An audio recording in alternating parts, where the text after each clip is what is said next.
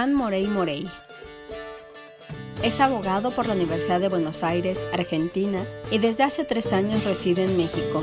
En su país de origen, durante varios periodos legislativos, ha sido asesor en la Comisión de Asuntos Penales y Regímenes Carcelarios del Senado. Además, ha ejercido la profesión de manera libre, en especial la defensa y la asesoría penal. En nuestro país, es consultor independiente e investigador en materia de derechos humanos y ejecución penal. Se desempeña en organizaciones de la sociedad civil, en instituciones públicas, así como en agencias públicas internacionales. Es coautor, junto con Miguel Sarra y Gerardo Manrique, del cuaderno ABC del Nuevo Sistema de Justicia Penal en México, editado por el Instituto Nacional de Ciencias Penales, INACIPE. En ejecución penal, México se pone no solamente a la altura de las legislaciones, como lo ha hecho en materia de enjuiciamiento penal en general, sino que va más allá. México, con su legislación en materia de ejecución penal, está a la vanguardia a nivel internacional, vanguardia regional e internacional. Quiero hacer hincapié en esta diferenciación, porque decir, bueno, tenemos la legislación más avanzada de Latinoamérica, a lo mejor no es tan importante como decir tenemos una legislación en ejecución penal aún más avanzada que la gran mayoría de los países occidentales. Y me limito a los occidentales porque la verdad los países orientales tienen una influencia cultural muy, muy diferente, por lo tanto no podemos establecer comparaciones de tipo legales respecto de esos países, ¿no? Pero en el mundo occidental, México, con esta legislación, con su Ley Nacional de Ejecución Penal, está a la vanguardia, es una ley de avanzada. Y entonces las miradas están puestas en México justamente por esto. Es un tema que, si bien ha sido considerada siempre la cenicienta, ustedes saben que cualquier persona que se interese por las ciencias penales realmente debería sensibilizarse por la ejecución penal. Hay muchos ojos puestos en México porque justamente cualquier estudioso, cualquier investigador, cualquier profesor en la materia de ejecución penal, en la materia penal, perdón, pone mucho interés en la cuestión carcelaria, ¿no? Porque la cárcel es la manifestación más contundente del sistema penal, ¿no? Entonces, acabo de llegar de mi país, en donde fuimos con una pequeña comitiva de compatriotas paisanos mexicanos y mexicanas, en donde nos acompañó, por ejemplo, el profesor Sarre, también estaba Gerardo Manrique, que fue el ponente de la sesión anterior, vinieron personas del estado de Aguascalientes, de su colegio público, un estudiante recién graduado de Derecho que trabaja en la Corte Suprema. Bueno, una comitiva heterogénea. Y fuimos a participar de un congreso de ejecución penal. Ese era nuestro objetivo, ¿no? Un congreso organizado por la Universidad de Buenos Aires. Pero en cuanto llegamos, empezaron a surgir un montón de convocatorias que excedían nuestra intención inicial, que era participar en el congreso. Y entonces estuvimos reunidos con el Mecanismo Nacional de Protección de la Tortura. Al día siguiente nos recibió una jueza de ejecución penal. Al día siguiente estuvimos reunidos con un legislador de la Ciudad de Buenos Aires. Luego la Defensa Pública, el Instituto de la Defensa Pública, organizó un taller. Fuimos a la Universidad de La Plata, otra universidad pública muy importante, tal vez la segunda o la tercera universidad pública en importancia del país. Allí nos recibió la cátedra del doctor Slokar, que es uno de los discípulos del doctor Zaffaroni, coautor de su tratado en Derecho Penal. Digamos que había un revuelo importante por la presencia de los mexicanos, ¿no? Y los mexicanos traían un discurso renovado, un discurso fresco, un discurso esperanzador para nosotros los argentinos, ¿no? Yo de vez en cuando hablo como argentino, otras veces como mexicano. Podríamos decir Argenmex, así les dicen a los argentinos que están aquí ya radicados. Pero bueno, yo iba como mexicano, de hecho a mí me reconocían como parte de la comitiva mexicana, y había, como les digo, un gran interés justamente por lo novedoso y hasta podríamos decir lo revolucionario de esta ley. Esto se los digo un poco para que nos situemos en la importancia que tiene esta reforma que ha implementado México o instrumentado México a partir del 2008 en materia penal, y que obviamente no se podía quedar sin un correlato en ejecución penal, porque si el proceso penal se ha puesto a la altura de los derechos humanos a través de un modelo acusatorio que garantiza el debido proceso, que garantiza la publicidad, que garantiza los derechos de la víctima, si el enjuiciamiento penal ha hecho una transformación de tal naturaleza, la ejecución penal, que es el resultado del enjuiciamiento penal cuando se encuentra a la persona responsable de haber cometido un delito, no podía quedarse a la saga, ¿no? Era necesario, y eso lo ha visto el legislador mexicano, no solamente el legislador ordinario, sino primero el legislador constitucional, y a tal punto lo ha visto que el gran primer cambio que ha decidido en materia de ejecución penal en un país federal como es México, y además con la tradición federativa que tiene México en toda la región, es tal vez uno de los países con el federalismo más fuerte de Latinoamérica, mucho más fuerte que en Argentina, que es un federalismo que se queda a veces un poco más en los papeles que en los hechos. Entonces el legislador mexicano constitucional y luego el legislador ordinario ha decidido que la ejecución penal, al igual que el proceso de la instancia declarativa, tenga vigencia en todo el territorio. Entonces, esto también nos da la pauta de la importancia que el legislador, por lo tanto la institucionalidad mexicana, ha decidido darle a esta cuestión de la ejecución penal. Y no es menor que esto sea así, porque sabemos, me imagino que aquí debe haber muchas personas que han recorrido las cárceles, que han tenido la suerte de tener esa experiencia, aunque es una experiencia dolorosa en general, pero han tenido la suerte porque uno sale de ahí con más ímpetu, ¿no?, para seguir trabajando.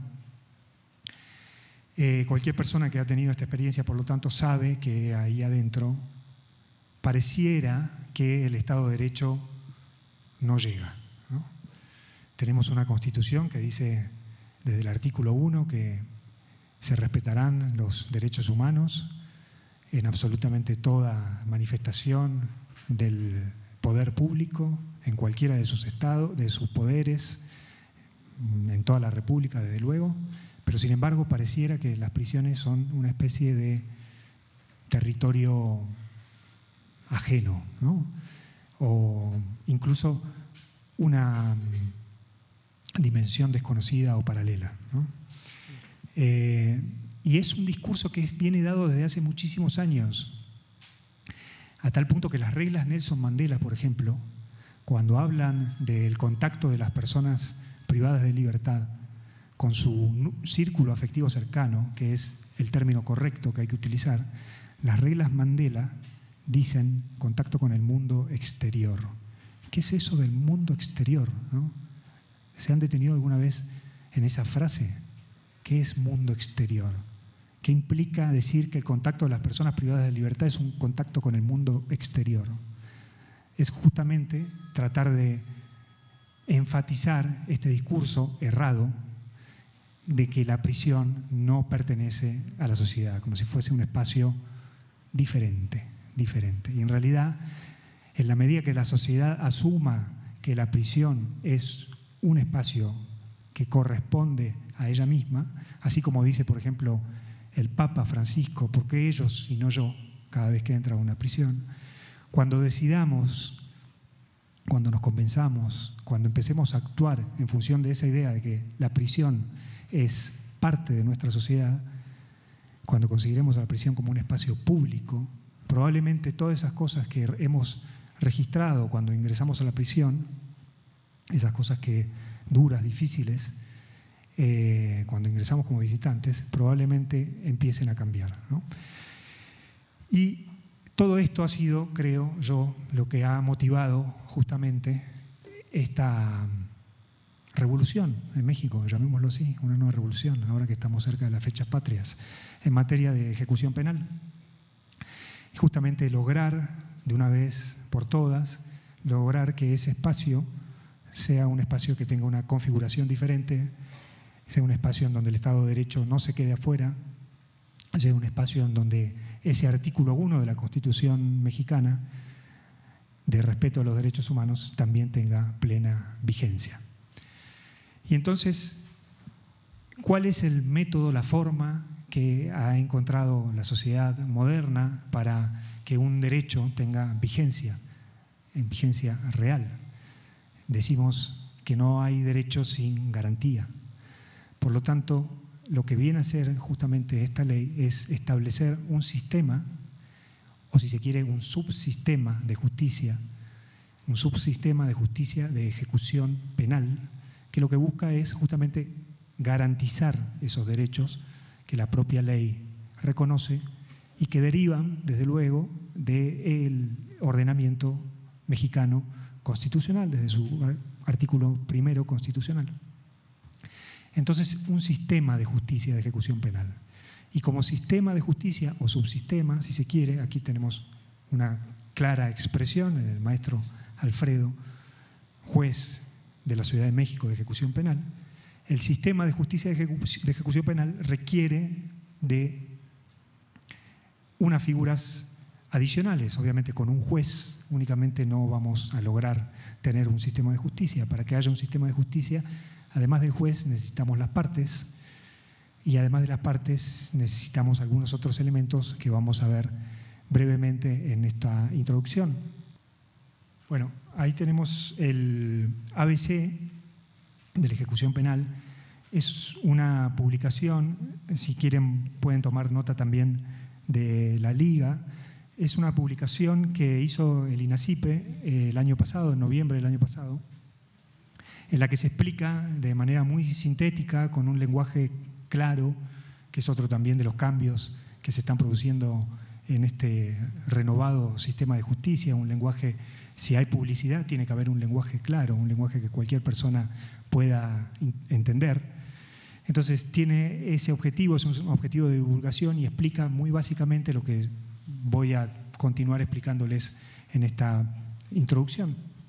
Les recomiendo mucho que lo bajen, es gratuito obviamente, y que lo difundan todo lo que puedan, porque su objetivo es justamente la divulgación de este nuevo sistema.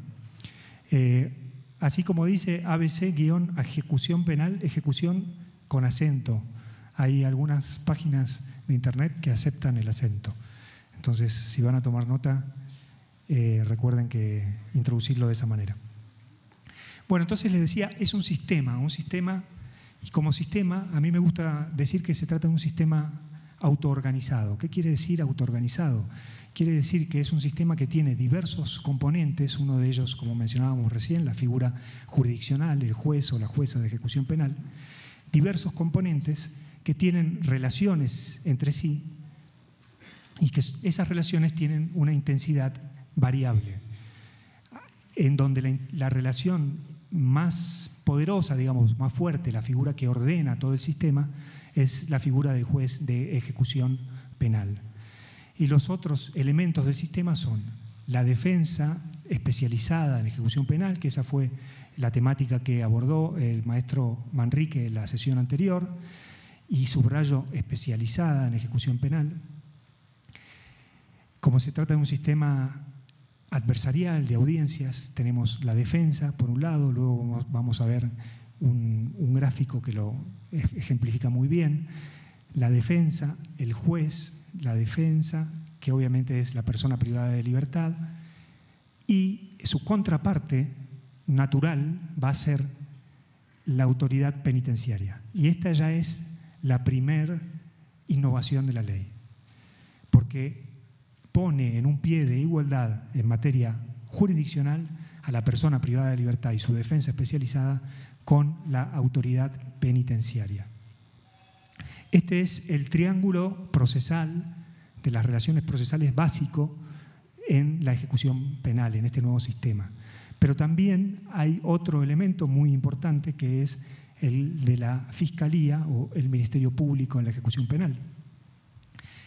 Y, sin embargo, de su importancia, que no la podemos negar, en la gran mayoría de las controversias que se plantean en materia de ejecución penal, el Ministerio Público no tiene una función específica, sino que su función ingresa para determinados tipos de controversia, porque la ley, además de establecer las garantías, también regula una cantidad de controversias específicas. Por ejemplo, controversias en materia de internamiento, ¿sí? En una controversia en materia de condiciones de internamiento, por ejemplo, si la persona tiene agua o no tiene agua, el Ministerio Público no tiene que cumplir ningún rol en particular. El rol ahí, en esa controversia en donde el juez va a decidir si es cierto que la persona tiene agua potable para su consumo o no, la contraparte de la persona privada de libertad es la autoridad penitenciaria, no el Ministerio Público. El Ministerio Público tiene una intervención específica que ahora vamos a verla. Pero esto ya es una novedad muy grande. Primero porque, como les decía, los pone en pie de igualdad. Antes, en los regímenes anteriores y en la gran mayoría de los regímenes comparados, la relación entre la persona privada de libertad y la autoridad penitenciaria se denomina como relación de sujeción especial. Este término es un término que proviene del derecho administrativo y que tiene que ver con esta idea que mencionábamos hace un instante de la ejecución penal como la cenicienta del derecho penal. ¿Por qué? Porque había sido históricamente relegada la ejecución penal a una materia por decirlo así, no jurídica, o en donde la cuestión jurídica estaba minimizada y lo que primaba era una relación de tipo administrativo. Sabemos que las relaciones de tipo administrativo se caracterizan por una intensidad muy fuerte entre el gobernante y la persona o el individuo, el ciudadano, el gobernado. Al producir un cambio en la ejecución penal en México a través de este sistema de justicia de ejecución penal, que las controversias entonces se definen básicamente en la materia, por ejemplo, que dimos recién, el agua, entre una demanda de una persona privada de libertad que no demanda al Ministerio Público ni al Estado, sino que demanda a la autoridad penitenciaria, al director del centro, que no le está proveyendo los servicios que le corresponden, tenemos entonces una persona en un pie de igualdad respecto de la autoridad penitenciaria. Entonces, si hay pie de igualdad respecto de la autoridad penitenciaria en materia de derechos, obviamente, no hay una relación de sujeción especial. Hay una relación caracterizada por un vínculo jurídico. La situación de la persona privada de libertad en prisión es una situación jurídica, no es una situación administrativa, no hay una relación de sujeción. Entonces, eso también es otra de las manifestaciones muy importantes. Pero para terminar la idea de sistema, decíamos, juez, persona privada de libertad con su defensa técnica especializada, autoridad penitenciaria, y hay algunos otros elementos más en este sistema autoorganizado, como decíamos, y ahora vamos a ver qué significa esto de autoorganizado. Tenemos a la víctima, tenemos a las organizaciones de la sociedad civil que fungen como observadoras de la prisión, tenemos a los organismos autónomos de derechos humanos, aquí en la Ciudad de México, la Comisión del DF de Derechos Humanos o la Comisión Nacional de los Derechos Humanos a nivel federal, y las autoridades que cumplen funciones de protección de grupos específicos, generalmente grupos vulnerables, como por ejemplo las autoridades que cumplen funciones de protección en relación a mujeres, en relación a personas pertenecientes a pueblos indígenas, en relación a las relaciones de consumo también, la Profeco. La Profeco también tiene una función, y son estas autoridades que se llaman autoridades corresponsables en la prisión. Porque también, si consideramos que el Estado de Derecho tiene que ingresar a la prisión, si consideramos que es parte de la sociedad, los mismos servicios que nosotros tenemos derecho cuando tenemos, por ejemplo, violada nuestra relación de consumo, cuando hacemos una compra y el precio es un precio exorbitante, o lo que nos prometen no se cumple, o podemos ir a la Profeco. Aquí también sabemos muy bien que las proveedurías, los almacenes que hay en las prisiones, muchas veces tienen unos precios exorbitantes, precios todavía mucho más altos que en el exterior, y por lo tanto ahí debería intervenir esta autoridad corresponsable. En una cuestión de salud, por ejemplo, que no se pueda cubrir a través del primer piso, digamos, del sistema de salud, la atención primaria, también debería intervenir entonces la autoridad administrativa dependiente del Poder Ejecutivo en materia de salud, y así sucesivamente. Por lo tanto, es un sistema, pero como decía, es un sistema en donde los distintos elementos que hemos ido mencionando tienen una relación diversa de interacción. Las autoridades corresponsables, por ejemplo, intervienen por defecto, no intervienen permanentemente en la prisión. La autoridad penitenciaria, desde luego que interviene permanentemente. Entonces ahí tenemos entre autoridad penitenciaria y persona privada de libertad una relación intensa de interacción. Pero la relación más intensa de interacción entre todos estos elementos de este sistema autoorganizado se da entre el juez de ejecución penal y el resto de las partes. ¿Por qué? Porque el juez es el que va a definir en última instancia, cuando la cuestión se judicialice, si el reclamo de la persona privada de libertad o incluso de la víctima en materia de beneficios, por ejemplo, es un reclamo válido o no, si le asiste la razón conforme a la Ley Nacional de Ejecución Penal y al resto de la normativa aplicable a la persona que haya decidido llevar su controversia ante el juez de ejecución penal. Entonces, sistema autoorganizado, para terminar este concepto.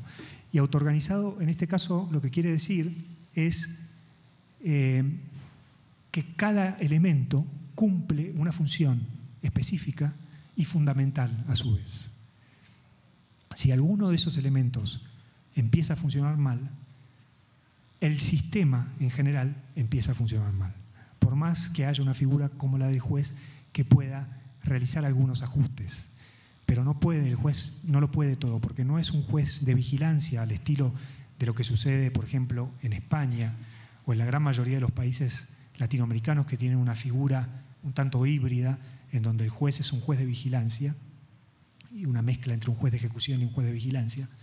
Pero en España, más en la tradición continental, en Italia, existe esta figura del juez de vigilancia, que es un juez que actúa más de las veces de oficio.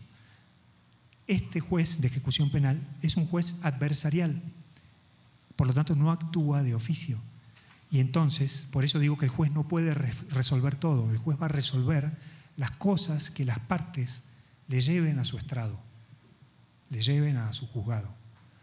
Si yo, defensa especializada en ejecución penal, no estimulo la instancia, no planteo una controversia, no demando a la autoridad penitenciaria por la falta de agua, el juez de ejecución no tiene posibilidades por sí de resolver este asunto, porque es un juez adversarial. Es un juez al que hay que llevarle el asunto para que lo resuelva. En términos de la ley, la controversia, la ley habla de controversias.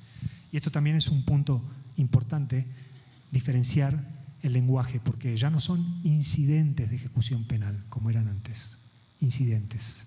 ¿Qué nos dice esta idea de incidente? Nos dice que hay algo principal y hay algo incidental, ¿no? Aquí ya son todas cosas principales. Las controversias de por sí tienen el valor de un juicio en sí mismo. Es un mini juicio. Por lo tanto, el juez va a resolver las controversias que le lleven.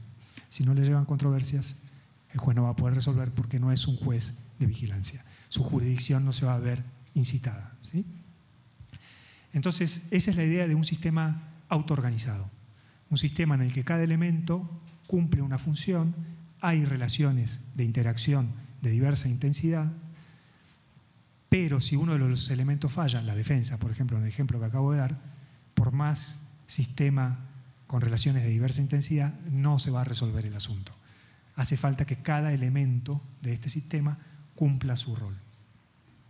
Entonces, es un desafío muy grande para los operadores jurídicos, sobre todo para quienes se desempeñan en la defensa, para quienes se desempeñan en la judicatura, como aquí el maestro, y obviamente para las autoridades penitenciarias. Tienen un gran desafío las autoridades penitenciarias, sin duda.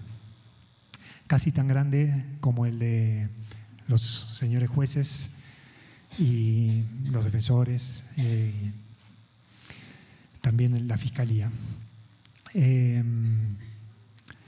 Y además porque venimos con un sistema que viene funcionando como viene funcionando hace añares, más de 100. Entonces, las inercias son muchas y las resistencias naturales, porque frente a lo nuevo siempre se produce algún tipo de resistencia, también son muchas.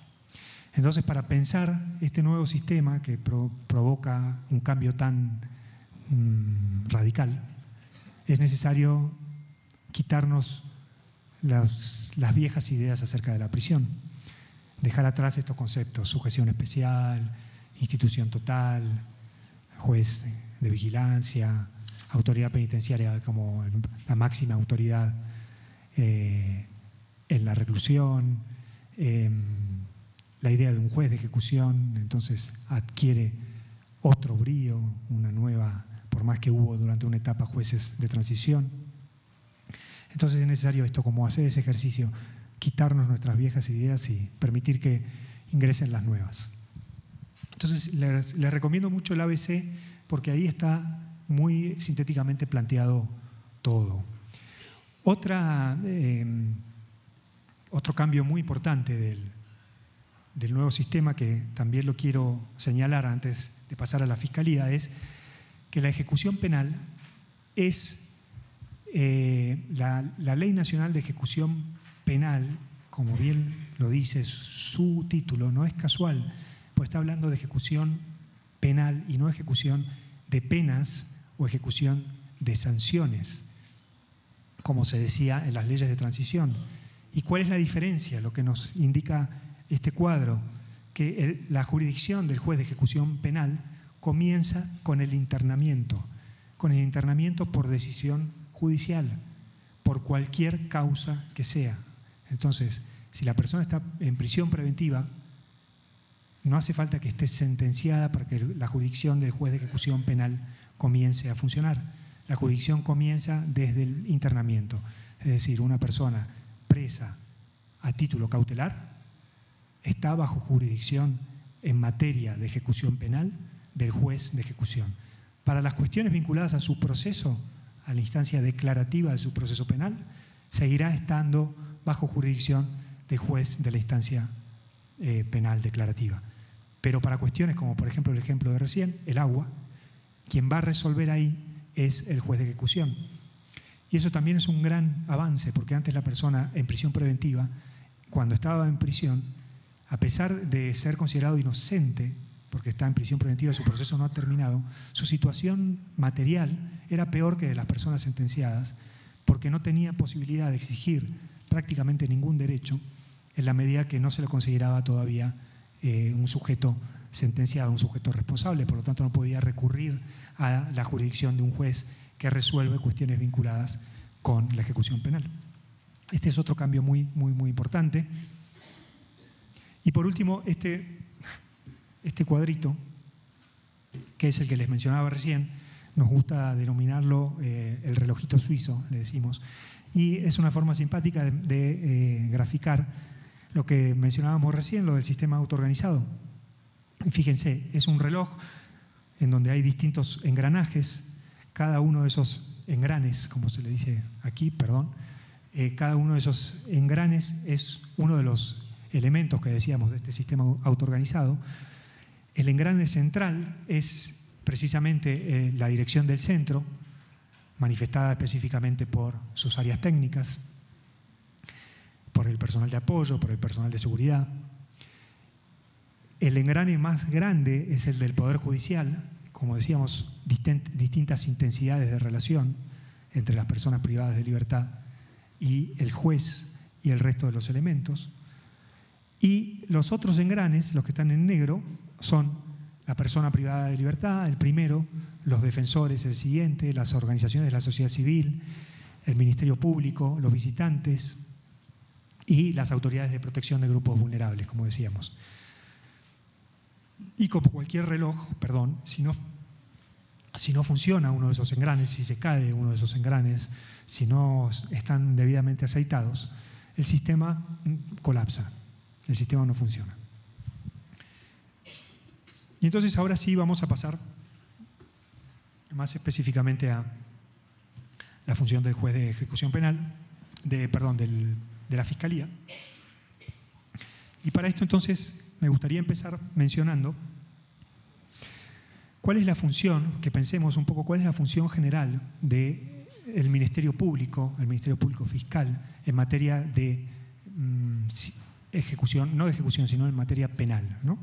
Después vamos a pasar a la diferencia que tiene con la ejecución penal.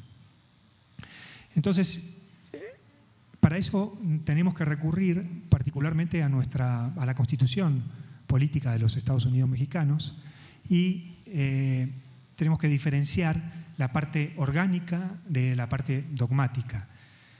Y en la parte orgánica, entonces, en el artículo 102, que le voy a dar lectura, pero a lo mejor lo podemos visualizar. La parte orgánica, como les decía, ha dispuesto muy recientemente que la ejecución penal, que el Ministerio Público Fiscal se organice en una Fiscalía General de la República. Una Fiscalía General que, aquí está, acá lo encontré, una Fiscalía General que tiene como características definitorias la idea de autonomía, muy importante, la idea de autarquía y de personalidad jurídica propia. Ese es un cambio radical para todo el funcionamiento del Ministerio Público Fiscal.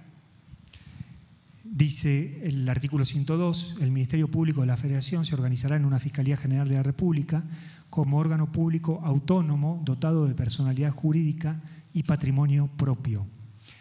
Ese es el apartado A. Luego tiene las fracciones 1 a 7 el mecanismo para nombrar el Fiscal General de la República, y en el párrafo subsiguiente, que también es un párrafo novedoso, nos habla un poco más específicamente de las funciones y dice: corresponde al Ministerio Público de la Federación, arranca con la persecución penal, obviamente, y sobre el final, nuevamente la idea de la Cenicienta, pedirá la aplicación de las penas, ¿sí? Entonces, la función general del Ministerio Público es obviamente la instancia de la acción penal para perseguir el delito, ¿no? O perseguir los hechos que prima facie aparecen como delictivos. En la ejecución penal, la función del Ministerio Público cambia. ¿Por qué? Primero porque la acción penal en sí misma ya se ha agotado, ¿no? La acción, si estamos hablando de una persona sentenciada, ya no hay acción penal como tal. Y por lo tanto ya no tiene que perseguir evitar la impunidad, como dice la Constitución también en su artículo 17, ¿no? Entonces, el rol del Ministerio Público en la ejecución penal es un rol particular, diferente. Ya no es instar la acción penal, sino que se limita a algunas cuestiones específicas. No nos dice demasiado esta primera mención de pedirá la aplicación de las penas. Entonces tenemos que hacer una interpretación un poco más amplia de la Constitución y ver a dónde la Constitución nos habla de la aplicación de las penas. Y es allí, justamente en el artículo 17, por eso decíamos que íbamos a saltar un poquito de lo orgánico a lo dogmático, en donde nos dice que hay un derecho a la plena ejecución de las resoluciones judiciales. Plena ejecución. ¿Qué nos quiere decir entonces esto de plena ejecución en relación con las penas? Porque las penas, tenemos que tener en cuenta que las penas es una resolución, se imponen a partir de una resolución judicial. igual que el internamiento por prisión preventiva se impone a partir de una resolución judicial. Por lo tanto, ¿qué es el pleno cumplimiento de las resoluciones judiciales? ¿A qué se está refiriendo la Constitución con este particular fraseo, pleno cumplimiento de las resoluciones judiciales? En materia de resoluciones judiciales privativas de la libertad, el pleno cumplimiento de estas resoluciones son resoluciones que debemos entender sin defecto, pero también sin exceso. Y entonces un ejemplo claro de exceso sería el que veníamos comentando recién, la falta de agua, ¿no? Porque eso es una sobrepena. La persona que está conminada a pasar durante un tiempo en prisión, ya sea por sentencia o por prisión preventiva, tiene que pasar un tiempo en prisión en condiciones dignas de internamiento. Por lo tanto, que además del tiempo que tiene que pasar en prisión, le nieguen su derecho a recibir agua potable, es una sobrepena. Por lo tanto, ahí estaríamos teniendo una ejecución penal abusiva. Entonces, si vemos esta interpretación del artículo 17 de la Constitución que dice sin defecto, plena, ejecución plena de las resoluciones judiciales, sin excesos, sin defectos, ahí tenemos un claro ejemplo en el cual el Ministerio Público debería intervenir. Porque, por ejemplo, ¿qué les suena a ustedes? Dimos recién un ejemplo de defecto, de exceso, perdón, una sobrepena. ¿Qué les suena a ustedes en defecto en una resolución privativa de la libertad? Pensemos, por ejemplo, nos gusta decirlo de una manera muy gráfica, cuando la persona privada de la libertad se va a su casa antes de tiempo, ¿sí? Un claro defecto, ¿no? Antes de tiempo no por materialización de sus beneficios constitucionales, sino porque se evade de la justicia, se da a la fuga, un claro defecto. Y después tenemos otro ejemplo también, cuando la persona privada de libertad no se va a su casa, pero lleva a su casa al centro penitenciario. ¿Sí? Dicho mal y pronto, los famosos privilegios, los presos VIP, le decimos en Argentina, VIP, creo que se le dice acá, los presos que tienen privilegios indebidos al interior de la prisión. Eso es un claro ejemplo, entonces, de defecto y es un claro ejemplo de la intervención del Ministerio Público en ejecución penal, la intervención del Ministerio Público especializado en ejecución penal. El Ministerio Público tiene que, en ese caso, instar, como estamos hablando de un sistema de justicia, una controversia frente a un juez de ejecución penal para que ese defecto en la plena ejecución de las resoluciones judiciales cese. ¿Sí? Esto es novedoso porque entonces, ¿a quién estaría demandando el Ministerio Público en este ejemplo? ¿Quién es el responsable de que haya privilegios, que haya presos VIP en las prisiones? La autoridad administrativa, exactamente.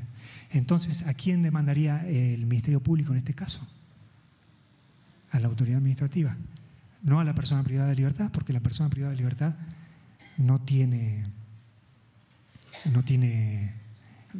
digamos, es la persona que se está beneficiando justamente de este defecto, pero se beneficia en función de que hay una autoridad que está haciendo mal su trabajo, ¿no? Entonces, fíjense qué cambio trascendental. Y por eso, esta pirámide, que obviamente adrede elegí una pirámide de la cultura prehispánica, y tenemos entonces, es una pirámide, ¿y por qué elegí una pirámide de la cultura prehispánica? Porque quería que se viera una pirámide en 3D. Y para no ver el clásico triángulo que generalmente vemos. En el clásico triángulo veríamos entonces solamente en la parte inferior a la izquierda, veríamos solamente la persona privada de libertad y su defensa especializada, y a la derecha a la autoridad penitenciaria, y en la parte superior al juez de ejecución penal, ¿sí? Pero esta es una pirámide en 3 dimensiones para poder entonces visualizar que también está la Fiscalía especializada en ejecución penal, pero que no interviene en la gran mayoría de los asuntos, interviene en asuntos muy específicos porque su función es evitar la impunidad, al igual que en el proceso penal. ¿Y cómo se evita la impunidad? Garantizándole a la sociedad o a la víctima, en todo caso, si hay una víctima concreta, que la resolución judicial por la cual la persona está privada de libertad se va a ejecutar sin excesos y sin defectos. Entonces, un claro defecto, como decíamos, un privilegio. Por lo tanto, ahí ingresa la persona privada, la Fiscalía especializada en ejecución penal, y la relación se trabaría entre Fiscalía, autoridad penitenciaria y juez de ejecución penal. Luego tiene otra intervención específica. Vamos a ir a la Ley Nacional de Ejecución Penal, y la Ley Nacional de Ejecución Penal nos dice en su artículo 23, Ministerio Público, es una ley anterior a la existencia de la Fiscalía, por lo tanto debemos entender que se refiere a la Fiscalía. La intervención del Ministerio Público en el procedimiento de ejecución penal versará principalmente en el resguardo del respeto de los derechos humanos, y ahí es donde generalmente nos quedamos, de los derechos humanos, y entonces pensamos que se refiere a los derechos humanos de la persona privada de libertad, pero no, acá tenemos que hacer nuevamente esta distinción. Los derechos humanos de la persona privada de libertad es una competencia de la defensa especializada en ejecución penal. Y, como veíamos en el cuadrito anterior, de las autoridades de los organismos autónomos de defensa de los derechos humanos, de las autoridades que defienden a grupos vulnerables específicos, pero particularmente de su defensa. El Ministerio Público no defiende los derechos humanos de las personas privadas de libertad, defiende los derechos humanos de las personas que tengan interés en la ejecución de las sentencias y disposiciones legales relativas al cumplimiento de la sentencia. Así lo dice el artículo 23 de la Ley Nacional de Ejecución Penal. Por lo tanto, nos está enfatizando esta decisión del legislador constitucional de otorgarle una función específica a la Fiscalía. Porque además, piensen, les invito a que hagamos esta reflexión, si la Fiscalía hoy en día es una Fiscalía autónoma, ¿es autónoma respecto de quién la Fiscalía? En Argentina le pusimos a la Fiscalía Autónoma, le pusimos que es un organismo extrapoder. Fíjense que algunos constitucionalistas se empezaron a golpear la cabeza contra sus escritorios para tratar de definir qué es esto de extrapoder, porque poderes hay 3, ejecutivo, legislativo, judicial. ¿Qué es esto de extrapoder? Y lo que ha querido hacer el constituyente argentino es enfatizar esta idea de autonomía. Y justamente es la misma autonomía, porque es un modelo internacional, es la misma autonomía que tiene la Fiscalía en México a partir de la reforma constitucional. Es una autonomía respecto de, particularmente, de su adscripción anterior, de acuerdo al anterior sistema, que era del Poder Ejecutivo. Hoy es una Fiscalía autónoma del Poder Ejecutivo y de los demás poderes, pero particularmente del Poder Ejecutivo. Por lo tanto, representa los intereses generales de la sociedad, por lo tanto, debe pugnar para evitar la impunidad, por lo tanto, en materia de ejecución, debe asegurar que las resoluciones judiciales sean ejecutadas de manera plena, como decíamos, sin exceso y sin defecto.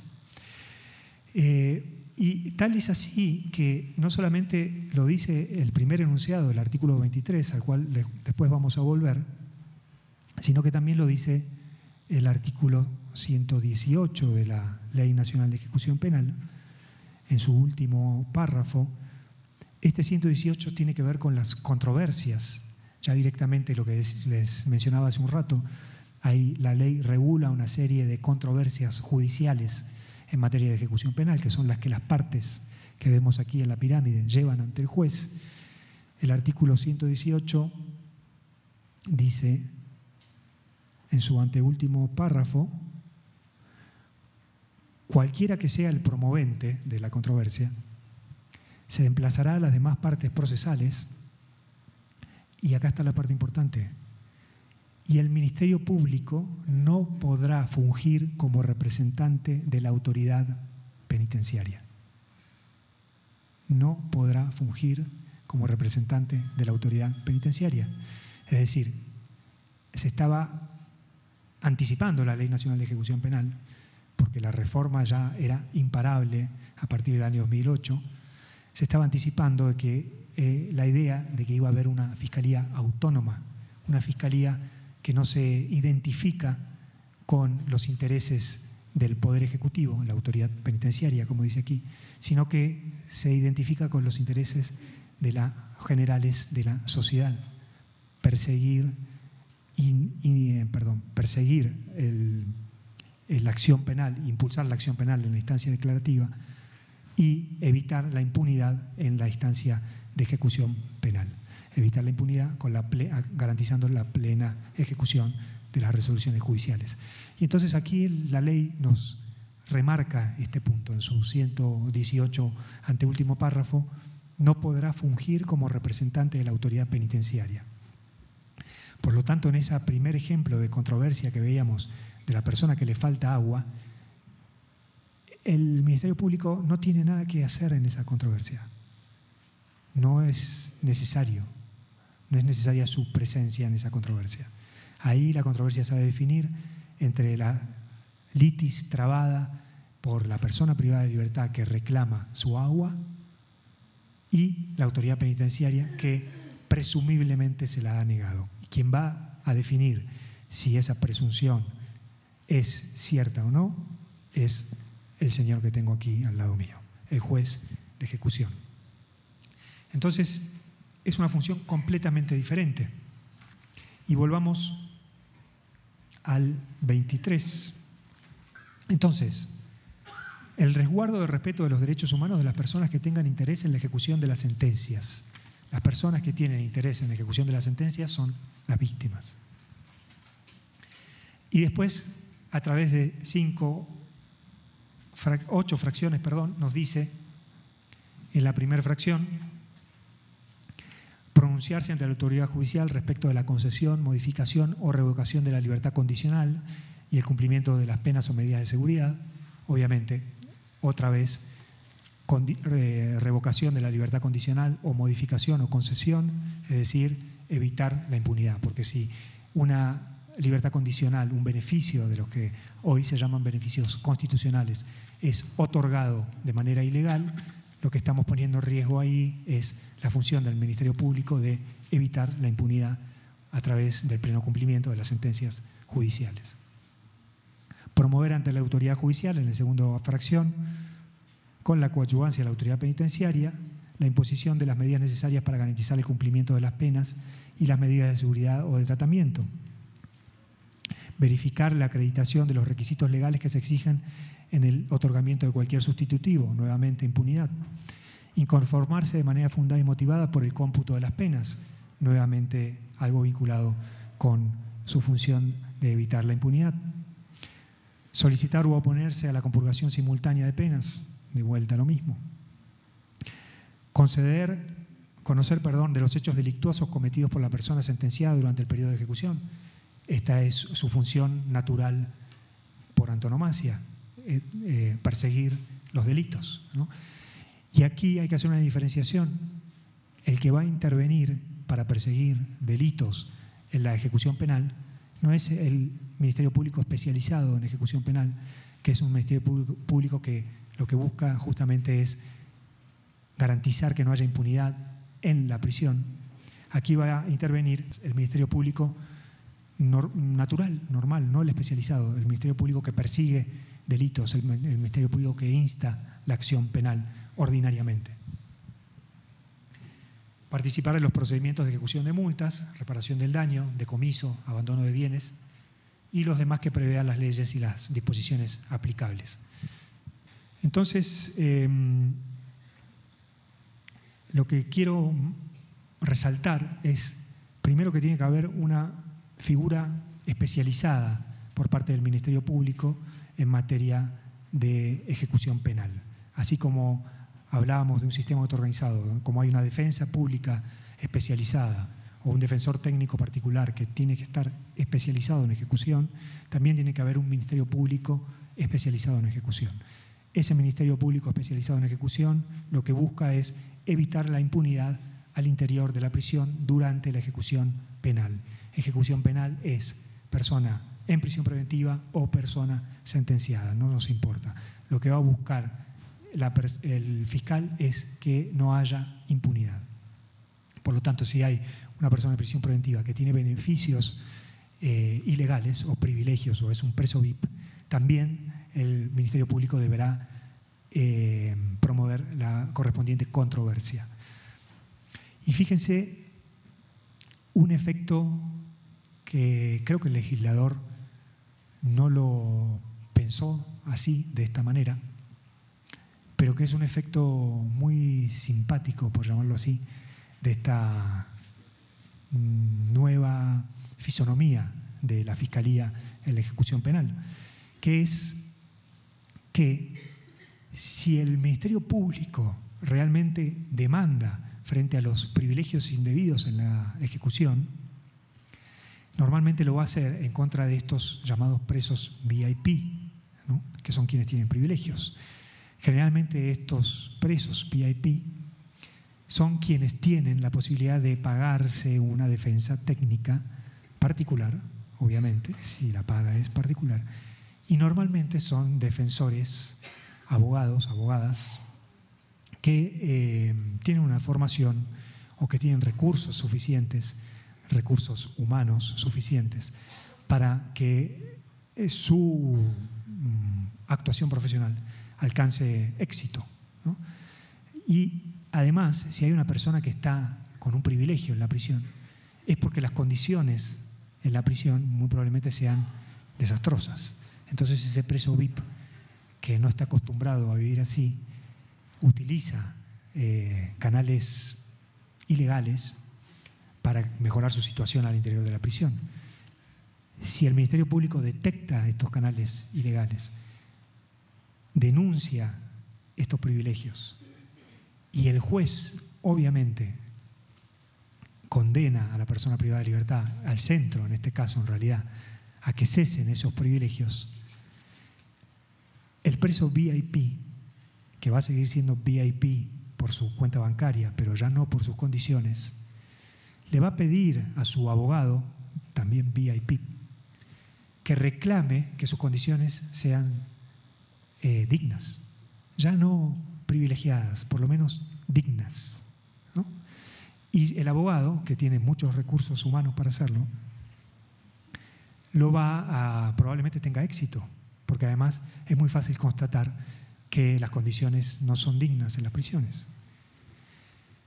Entonces, aquí viene el efecto simpático y bonito de la ley. La ley le prevé al juez de ejecución penal una función también extraordinaria que demuestra, una vez más, la importancia que el legislador ha considerado a esta materia, que es que el juez de ejecución penal, que es un juez de primera instancia, un juez, digamos, que está cerca de los problemas que resuelve, puede darle efectos generales a sus resoluciones.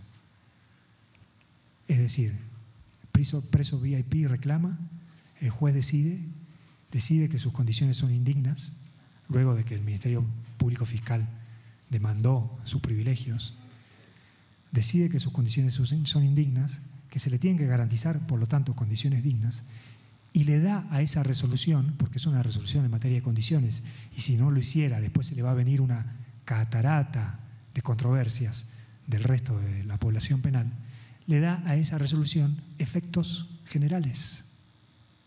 Toda la población tiene que tener derecho al agua potable.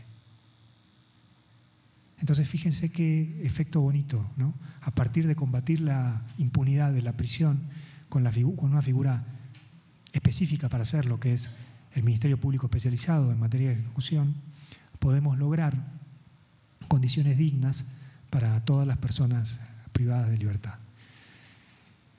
Y quisiera cerrar diciendo que, sobre todo de la Ciudad de México, que que es una ciudad, como ustedes saben, con unas características muy, muy especiales, que tiene una potencia, una dimensión absolutamente extraordinaria, una de las ciudades más grandes del mundo. Por lo tanto, tiene una complejidad muy fuerte en cada una de sus áreas políticas, institucionales, de gestión. Estar en los zapatos de los administradores de las prisiones en esta ciudad, sin duda, debe ser una actividad por demás difícil, no tengo la menor duda.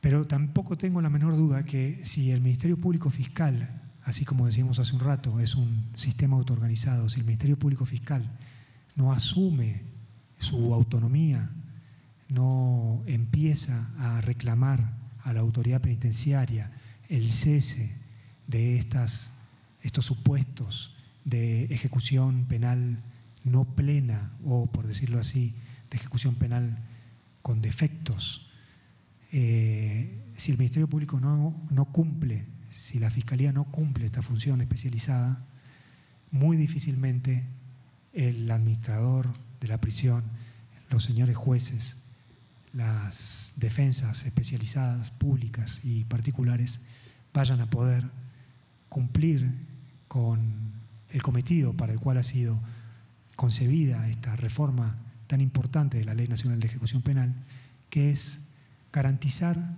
la plena ejecución de las resoluciones judiciales, tanto para la persona privada de la libertad como para la víctima y la sociedad toda cuando no hay una víctima determinada.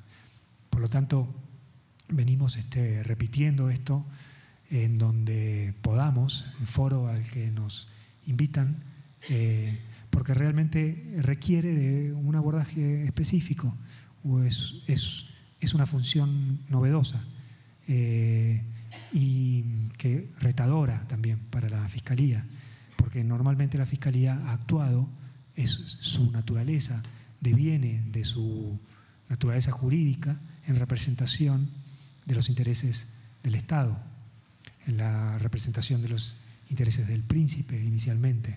La Fiscalía es esa la figura, de allí deviene, pero hoy en día, con un sistema de enjuiciamiento que respeta los derechos humanos, necesitamos una Fiscalía autónoma. Y en ejecución penal, una Fiscalía autónoma es una Fiscalía que denuncie los privilegios en la reclusión, además del resto de las funciones que tiene en materia de beneficios, que es muy importante. Pero los beneficios vienen al final de la pena. Los privilegios se dan a lo largo, día a día, en lo cotidiano, así como los abusos se dan en lo cotidiano. Y es muy importante que nos centremos en la materia de beneficios, pero también es igual de importante que nos centremos en lo cotidiano, que es lo que hemos desatendido en todo este tiempo y que es lo que la ley nos invita a asumir, que exista un sistema de justicia de ejecución que garantice los derechos de todas las personas involucradas. Muchas gracias.